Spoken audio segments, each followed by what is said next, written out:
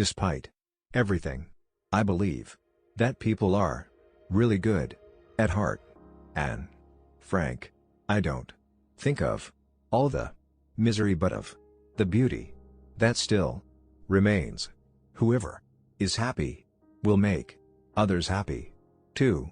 No one has ever become poor by giving.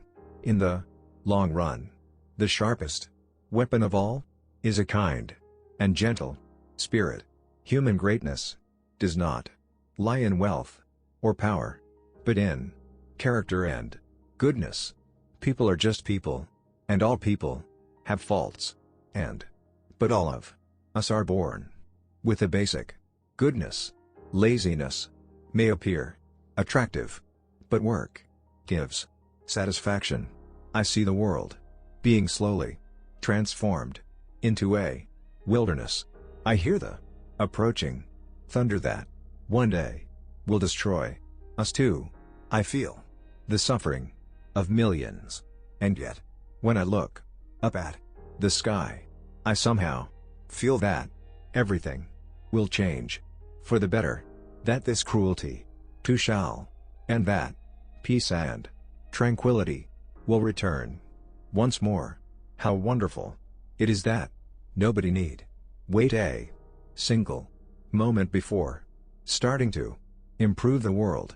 Think of all the beauty still left around you and be happy. The final forming of a person's character lies in their own hands. The best remedy for those who are afraid, lonely, or unhappy is to go outside, somewhere where they can be quiet, alone with the heavens, nature, and God, because only then does one feel that all is as it should be. Who would ever think that so much went on in the soul of a young girl? We all live with the objective of being happy. Our lives are all different and yet the same. I simply can't build my hopes on a foundation of confusion, misery, and death. I think peace and tranquility will return again. Writing in a diary is a really strange experience for someone like me. Not only because I've never written anything before, but also because it seems to me that later on neither I nor anyone else will be interested in the musings of a 13-year-old schoolgirl.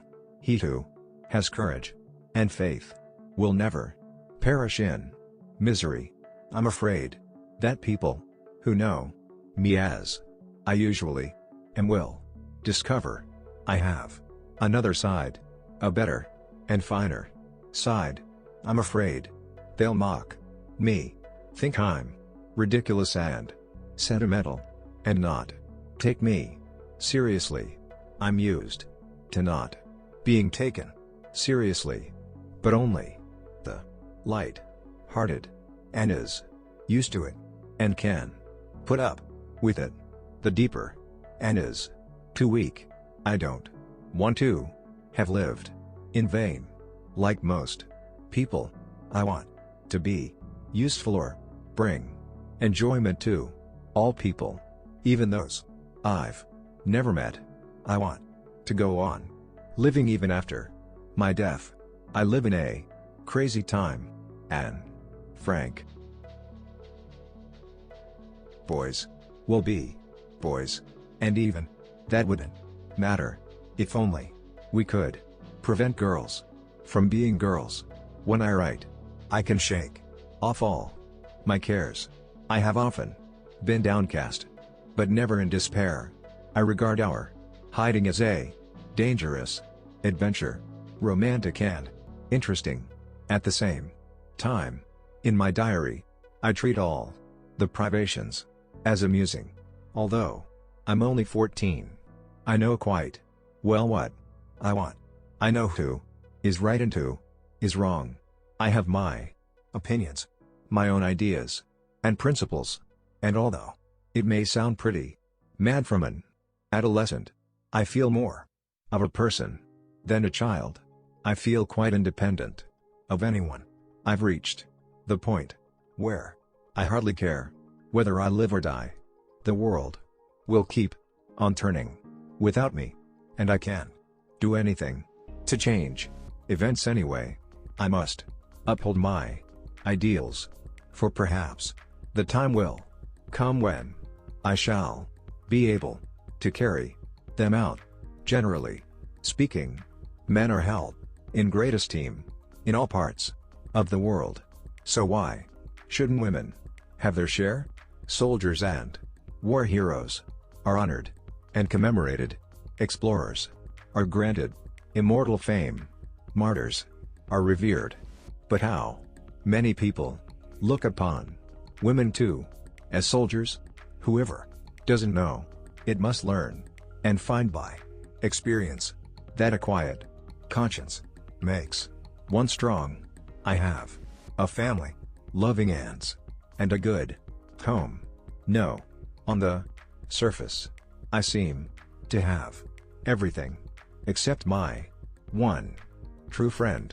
All I think about when I'm with friends is having a good time. I can't bring myself to talk about anything but ordinary, everyday things. We don't seem to be able to get any closer, and that's the problem. I soothe my conscience now with the thought that it is better for hard words to be on paper than that mummy should carry them in her heart. If I haven't any talent for writing books or newspaper articles, well, then I can always write for myself. This morning, I lay in the bathtub, thinking how wonderful it would be if I had a dog like Rin Tin Tin. I'd call him Rin Tin Tin too, and I'd take him to school with me, where he could stay in the janitor's room or by the bicycle racks when the weather was good.